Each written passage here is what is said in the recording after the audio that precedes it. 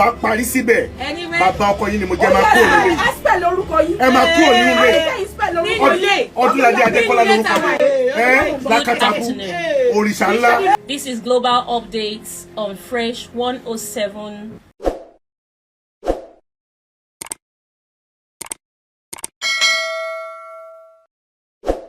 Ọ̀tẹ̀ ló ń jẹ́ ló ń pè ọ́ kò sẹ́ni tí ò lórúkọ tiẹ̀ àti wípé ọmọ kì í gọ̀ títí sẹ́ẹ̀ kó gbàgbé orúkọ ara rẹ̀. Ààfin tèmi ò nílò ìdánimọ̀ lọ́jà tó bá dọ́jà báyìí wọ́n á mọ̀ bó dọ́jà ni. Èmi tí ń tòótọ́ Samuel Owóyẹmí fẹ́lẹ́fẹ́lẹ́ láyé lórúkọ mi fẹ́lẹ́ ní gbogbo èèyàn mọ̀ mí sí. Èmi náà kọ́ Ọlọ́run ọba òkè ló fún mi ṣe ní gbogbo ìgbà. Police operatives in Ogun State have killed a member of an armed robbery syndicate operating along the Shagamu-Ijebode area of the state. The spokesperson for Ogun State Police Command, CSP Omolola said the armed robbers were operating opposite the Western University before the multiple bridges along the expressway. She said efforts are currently underway in apprehending the fleeing suspects, adding that further developments will be communicated. According to Odunlade, the State Commissioner of Police, CP Larry Bulowo, has ordered the continued patrol and monitoring of the highway to ensure the safety of commuters. The Ogun State Police Command has commenced a thorough investigation into the gruesome murder of one Razak Jimo, male 22 years old, who was attacked and killed by two masked assailants in Lantoro, Abeokuta on February 13, 2025 at about 11 p.m. According to an eyewitness report, the deceased ran into a residence near Lantoro while being chased by two masked men. The assailants forcefully dragged him out of the corridor, where they brutally axed him on the leg before fatally shooting him in the head. Upon receiving the distress report, the divisional police officer of Kemta Division immediately mobilized detectives to the crime scene. However, the command strongly condemns this senseless act of violence, which bears possible links to cult-related activities. The Ogun State Police Command has arrested one suspect, Success Nwafo, male 45 years old, for his alleged involvement in conspiracy, armed robbery, and gang rape, following a complaint lodged by the victim. The suspect was apprehended through the coordinated effort of the Divisional Police Officer Shagamu and operative of Amoteku Corps, while a manhunt has been launched to arrest the fleeing accomplices.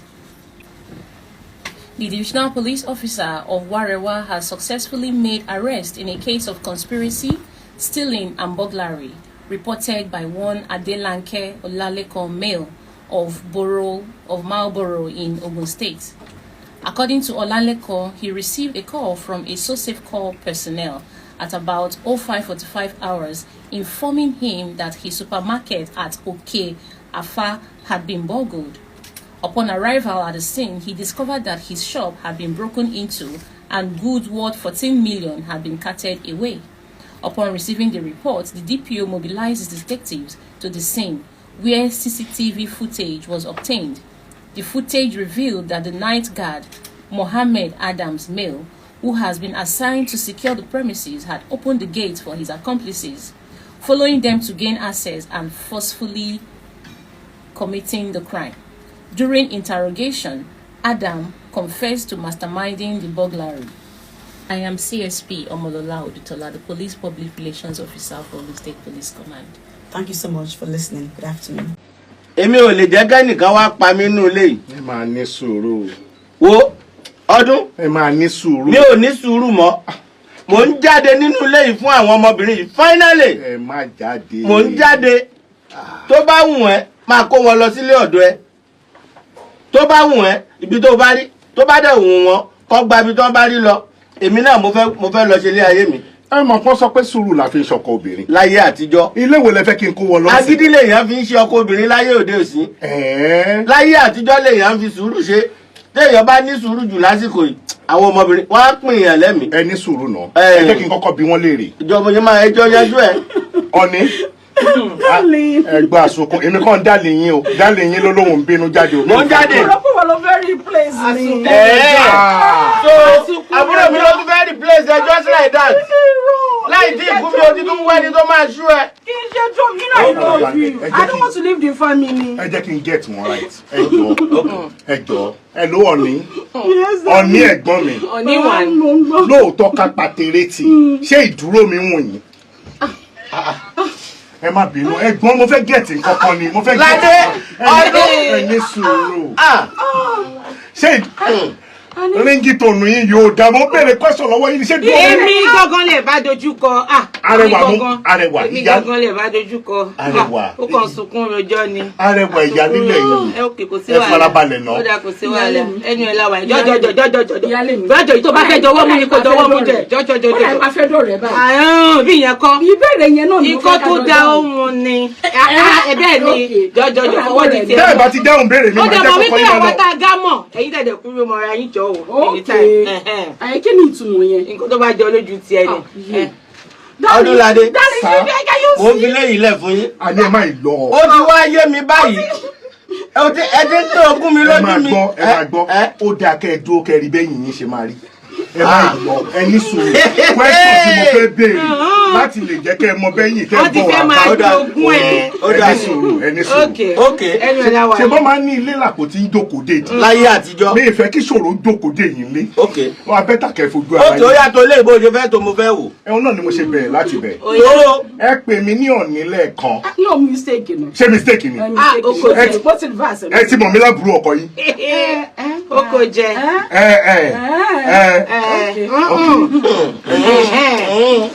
Arẹwà.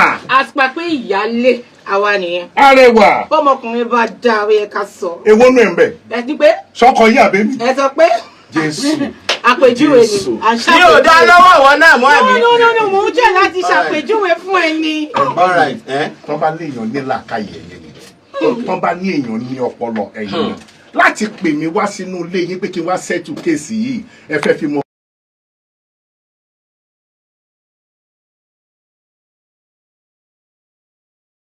Yes, Nínú ilé, Yes, kí ló máa ń fàjà láàrin ẹ̀yin méjèèjì? tó ń fàjà kó tó di pé ìyàwó yìí wọnú ilé yìí oorun wa báyìí àjọsùn ni àjọ máa ń jíròrò àjọ máa ń sọ̀rọ̀ ìgbà wo wá ní ìyàwó yìí tó wọnú ilé yìí báyìí kò rí tèmi rò mọ́ tí bá sọ báyìí á ní mi ò mọ̀ sọ tí bá gbélé yẹn á ní mi ò mọ̀ gbé kí ló dé ṣé ọ̀rọ̀ yẹn lèèyàn fi ń fẹ́ yàwó méjì ni ọmọkùnrin bá dáa ní kéèyàn sọ ẹbẹ́yìn rè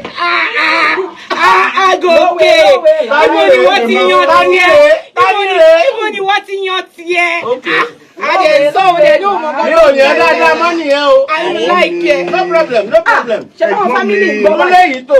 Ẹ̀gbọ́n mi. Àní Ṣé o tó báwọn family léyìí. ń gbọ́ báyìí? Ẹ ní sùúrù, ẹ jọ̀ọ́. Lóléyìí. Gbogbo ayé ló mọ èmi. Odunlade Adékọ́lá wọ́n mọ̀ kò ní tíátà lèmi. Oríṣiríṣi. Mi ò dẹ̀ ń ṣe ṣìnà. Ẹni pé ẹ sọ pé èèyàn máa ń sọ̀rọ̀ ẹ̀ bẹ́ẹ̀ yẹn. Mi ò ń ṣe ṣìnà. Ẹ sọ pé Network failure. Mi ò mi ń kóbìnrin. ẹ sọ̀rọ̀ ẹni pé ẹ tẹ̀síwájú. Ìyálé mi. Mo wà pẹ̀lú. Question tí mò ń béèrè lọ́wọ́ yín ni kẹ́ down straight. Ẹskísà. Tẹ́ bá dẹ̀ fọ́ fún mi, ẹ sọ pé ẹ fọ́ fún mi. Ó yá ìyàwó Mi máa ò ń tí ì sọ̀rọ̀. dé ta o. Mo fẹ́ lọ mú aṣọ tí mo fẹ́ wọ̀ Èmi jáde ṣáà ni ní o. pé gòkè níbo ni wọ́n ti yan tiẹ̀. Ìbòòrò ni. Níbo ló ti Ìbòòrò yan ni. tiẹ̀? Ọkọ mi. Ẹ Tó jọ̀ọ́ lẹ́tọ̀ mà. o. Nígbà tó ń pín bó ló wà. Àwọn ìdáhùn kan. Ẹ sọ. Kí ni? Àwọn ìdáhùn kan. Ẹ wo bí Ìyàn kì í máa- ẹ̀gbọ́n ti jáde. Ẹ̀gbọ́n ti jáde. Bó bá ṣe rí lọ́kàn yẹn ẹ sọ. Wọ́n lè máa tẹ́tí sí kiri ni. Ẹ sọ ìbẹ́gbọ́n mi Aláṣẹ. ni. Ìrọ̀pọ̀ mi gan-an ni. Mo máa ń láìkì kó tó dáa. Mo máa ń láìkì kó tó dáa gan. Kí lẹ láìkì inú nǹkan tó dáa? Ṣé ẹ láìkì bẹ́gbọ́n mi ṣe? Ṣé ẹ Wọ́n láìkì? fàìn gan-an. Bọ̀bọ̀ ṣe wá kúrú ńkọ́? Kúkúrú ẹnu wọn ti jáde. Ìwọ tó jẹ́ pé- Kúkúrú ẹ̀gbọ́n mi ńkọ́? Ṣé ẹ láìkì gígùn Ìyálé mi tèmi? ga. Arábìnrin yóò dá. Mi ò fẹ́ ní ga. Ìyálé mi ga. Mi ò fẹ́ ní ga. Àwọn tá a gá Mo fẹ́ mọ̀. wá parí ìjà ni. Mo fẹ́ wá. Ìjà wa ti parí. Mi ò rò pé ó lè parí Ó mi. ti parí. Ṣé ká lọ hòtẹ́ẹ̀lì? Ẹ sọ pé Ìyálé mi. ẹni pé ibo onílọ́lọ́ àbí tí lọ́lọ́ wà ń bẹ̀ náà. Rárá, a lè yanjú ìjà yìí nínú ilé yín bí kò ní yan kò ní parí. Ẹskísà nǹkan tó kàn máa ṣẹlẹ̀ ni pé lọ́lọ́ wà ń bẹ̀ àbí. Kò sí lọ́lọ́mbẹ̀ o. Lọ́lọ́ máa wà ń bẹ̀. Àwọn ìyàwó ẹ̀gbọ́n mi. Ẹ kọ̀lẹ̀ kó wá jáde bẹ́ẹ̀ kí lọ́lọ́ máa wà bẹ̀. Nǹkan kan lèmi fẹ́ béèrè bàbá ọkọ mi. Ṣé ìkọ̀kan lẹ máa mú wa lọ nàbẹ́ máa pa méjèèjì papọ̀ lọ? Àbí yóò béèrè wo.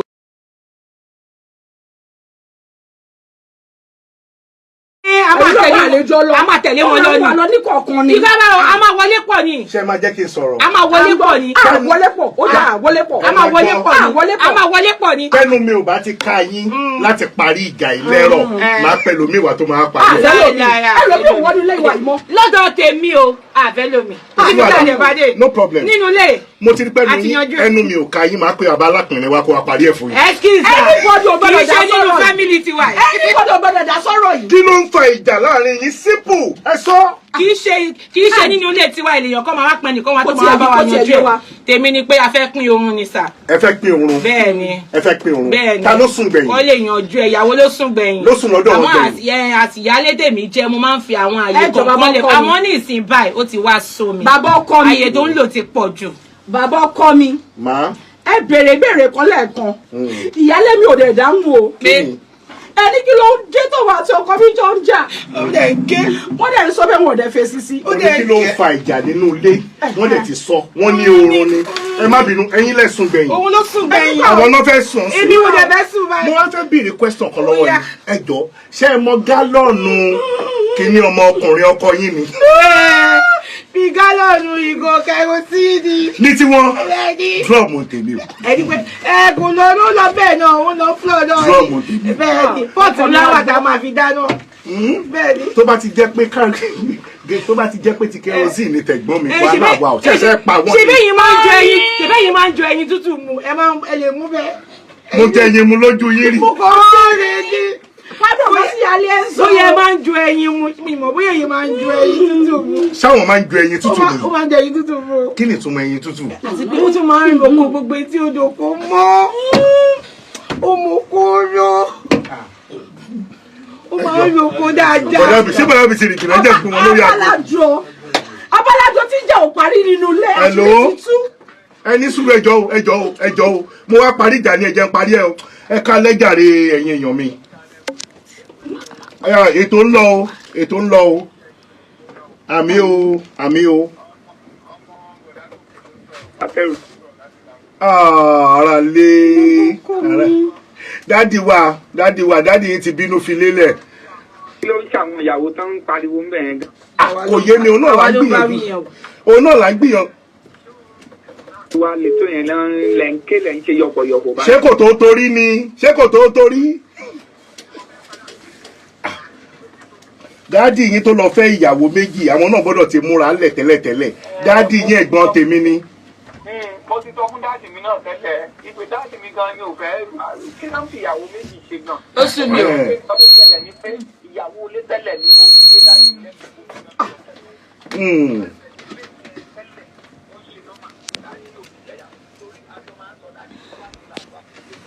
Arẹwà ṣe ti gbọ́, ẹ̀yin ló ń bú yẹn o. Ìyẹn sọ tí ẹ máa ní. Bàbá ọkọ mi ẹ ṣe jàre. Ìyẹn sọ tí ẹ ṣe àdúpẹ́ lọ́wọ́ yín jàre, thank you so much. Ẹ ṣe gan o, ẹ ṣe. Hello ma, ẹ kalẹ́ mà jàre, ẹ kalẹ́ mà. Ẹ kalẹ́ o, ẹ ṣe Ọdúnlade Adékọ́lá lórúkọ tèmi o. Ìhọra o sàlà ní í ṣe àlàfunfun gbòò. Àmì ẹjọ́ o, wọ́n ti fẹ́ wọ́n mà ti fẹ́ gbẹ̀mí bọ̀dá mi ń bí àwọn ìyàwó wọn. Lọ́yà gbèjà ni àbí èwo lọ́yà ṣe? Àwọn irọ́ o, ẹ ti mọ̀ mí tẹ́lẹ̀tẹ́lẹ̀ o, olóòótọ́ ni mí o, olóòótọ́ ni mí o. Ẹ̀gbọ́n rẹ̀ pé ṣé gíga ló fẹ́ àbí kúkúrú? Mo fẹ́ fi màṣírí nǹkan tó ń ṣẹlẹ̀ nínú ilé wọn ní bí èèyàn ṣe màṣírí ìyàwó tó lóòótọ́ nìyẹn. Ìyá ń yàn lẹ́rù rẹ̀. Ẹ ṣeré. Ẹ ṣeun. Ṣé kí n tó padà béèrè question yẹn lọ́wọ́ wọn? Ṣé n tó padà béèrè lọ́wọ́ wọn? Kẹ́ ẹ lè gẹ́ẹ̀tì ẹ̀. Ẹ ṣe gan. Ẹ jọ̀ọ́ fún àǹfààní àwọn tí wọ́n ń gbọ́ wa lásìkò ìtẹ́ fẹ́ bá wa dá sí ní tó wà nílẹ̀ yẹn. Ẹ̀gbọ́n mi ti kúrò nílé mi nìkan ni wọ́n fi síbí. Ẹ jọ̀ọ́ ẹ bá wa tẹ 08133553996 08133553996. Ẹ káalẹ́ màámi. Ẹ káalẹ́ mà. káàbọ̀ sórí ètò lálẹ́ A wà lórí ètò a wà. ilé ìlàlẹ̀ yìí. Ká ẹni ọ̀wọ̀ bọ̀dá gòkè pé wọ́n lè ṣètò ìyàwó méjì kí wọ́n fẹ́ ìyàwó méjì. Àwa náà sọ. ẹnu ẹ ti mú jù.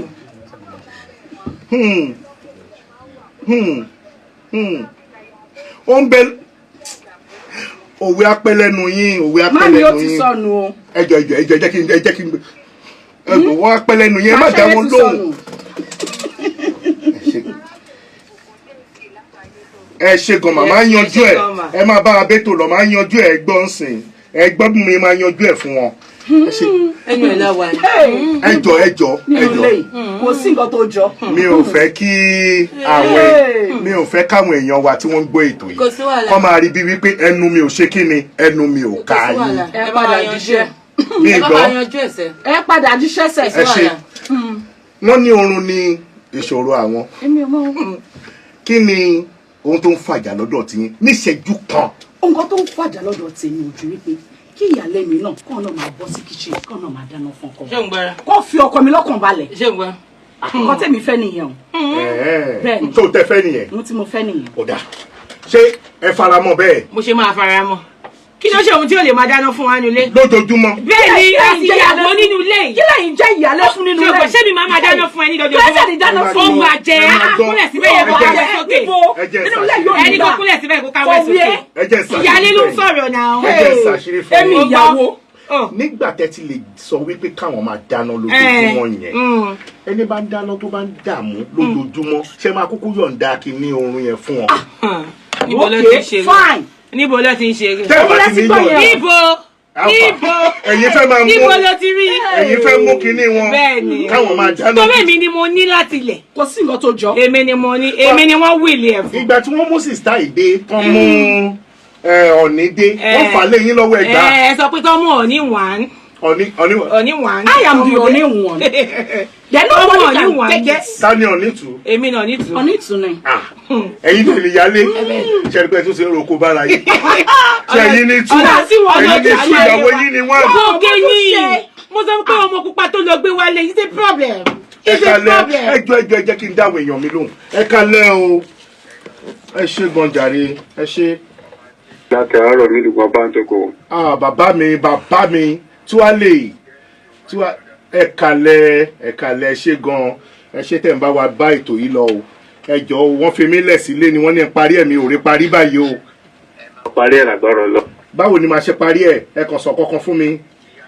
ìyáálé tó sọ yìí pé òun ò lè dáná fine ìyáálé ò lè dáná nígbà tó ti fìgbà ìyàwó lẹ́yìn kíyàwó máa dáná fún gbogbo lè máa. Ìyàwó nìkan ní kò máa lọ Ó fi bẹ́tà. jìn. ẹ jọ̀ọ́ Ìyàwó nìkan.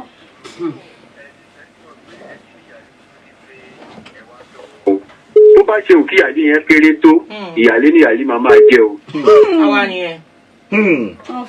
àwa nìyẹn. Family ìyàlẹ́ mi ló ń sọ̀rọ̀. ẹ jẹ́ n bí. ìyẹn gangan ló ṣe pàtàkì jù.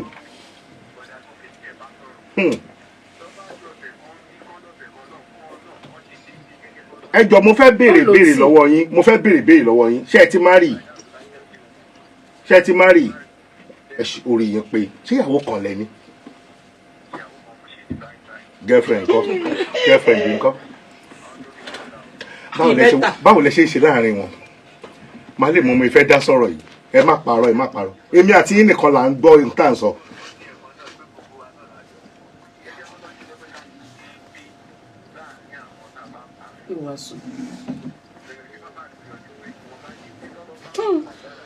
èèyàn á ṣe é nítumọ̀ pé ẹ̀ ń ṣe déédéé ńlé ẹ̀ ń ṣe déédéé ńta ẹ lọ káwọ́ yín sókè kẹ́ẹ̀dì ju nínú yàrá ìyàwó yín báyìí ẹ nìṣó ń bẹ̀.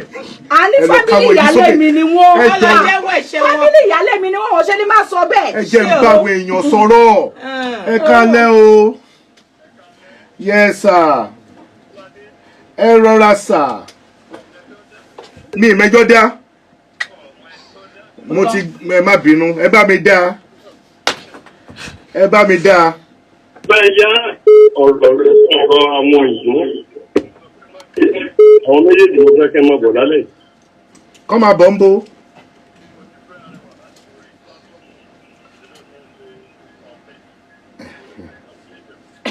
àṣírí ń túbọ̀. ẹ fẹ́ káwọn méjèèjì máa bọ̀ lọ́dọ̀ yín. èmi ò wá sọ́dọ̀ yín o. ẹni sùúrù o tí n bá débi tẹnu mi ò bá ká yín gẹ́gẹ́ bí bàbá ọkọ yín ẹ jọ̀ọ́ bá mi sọ àdírẹ́sì ilé yín tá a bá ń bọ̀ ká lè kọ́ ọlọ́pàá dání.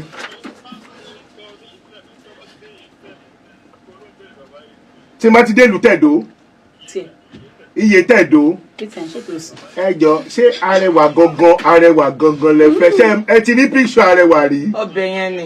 ẹ ti rí píkṣọ arẹwà rí. ẹ ti rí píkṣọ arẹwà rí. ẹ ti rí bọ́ ṣe rí. kò sí kọ̀dọ̀ fẹ́ ṣe pẹ̀lú píkṣọ ohun lásán lẹ fẹ́. ohun yẹn ló fọ yín lórí. bàbá ọkọ mi ìjà ti parí àwọn tí ìyálé mi ń ṣe ọbẹ̀ fún nígbà yẹn ìjà ti parí kò sọ̀rọ̀ mọ́. ẹ ṣe gan ẹ wo ẹjọ́ tó rọ lọ́rùn gbogbo bí èmi bá ṣe sọ sí ní alẹ́ yìí kẹjẹ kó parí síbẹ̀ tí ò bá parí síbẹ̀ bàbá ọkọ yín ni mo jẹ́ máa kúrò nílé ẹ máa kúrò nílé Odunlade Adékọ́lá lórúkọ mi lákàtàbù òrìṣà ńlá níbo ẹ máa kúrò. ẹ jẹ́ kó mọ ilé tí yín kì í ṣe inú ilé tiwa yìí tí wọ́n máa ṣọ́ action fún wa. bẹ́ẹ̀ ni inú ilé tiwa kọ́ inú ilé tiwa kọ́ tí wọ́n máa ṣọ́ action ẹ jọ̀ọ́ torí Ọlọ́run.